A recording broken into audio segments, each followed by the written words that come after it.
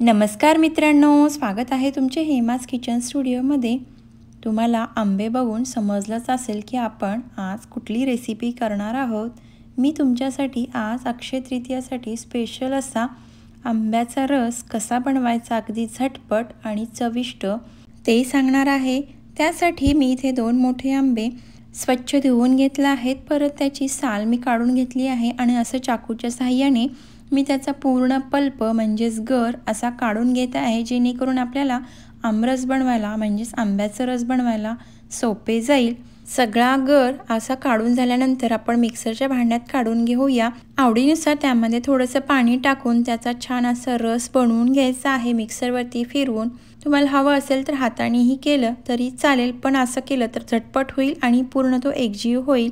त्यानंतर त्याचा रस मी असं पाणी टाकून छान बनवून घेतला आणि आता आपण बाकीचं काय साहित्य लागणार आहेत ते बघणार आहोत। या ठिकाणी आता आपला हा असा आंब्याचा रस तयार झाला आहे। आता आपण बाकीचे काय साहित्य यामध्ये मिसळणार आहोत ते बघूया। यासाठी मी इथे थोडंसं चिमूटभर मीठ, थोडीशी चिमूटभर जायफळ पावडर, केसर आणि बदामाचे तुकडे मी गार्निशिंगसाठी घेतले आहेत। मी साखरेऐवजी इथे गूळ वापरणार आहे आणि थोडीशी वेलची पावडर। तुम्ही साखरही वापरली तरी चालेल। आता आपण एक एक करून यामध्ये सगळे मिसळून घेऊया आणि परत एकदा छान असं विस्कच्या साहाय्याने किंवा रवीच्या साहाय्याने आपला आंब्याचा रस मिक्स करून घेऊया। या ठिकाणी मी गूळ टाकत आहे, थोडंसं अजून पौष्टिक होईल। तुम्ही गुळाऐवजी साखरही वापरली तरी चालेल। या ठिकाणी माझे आंबे थोडेसे गोडच होते, त्यामुळे मी खूप कमी गूळ घेतला आहे आणि ही गुळाची पावडर आहे, जेणेकरून ती पूर्णपणे व्यवस्थित मिक्स होईल। जर तुमच्याकडे गुळाची पावडर नसेल तर गूळ किसून किंवा गूळ थोडासा पाण्यात टाकून मिसळून घेऊन तो परत रसामध्ये मिसळला तरी चालेल, छान एकजीव होईल।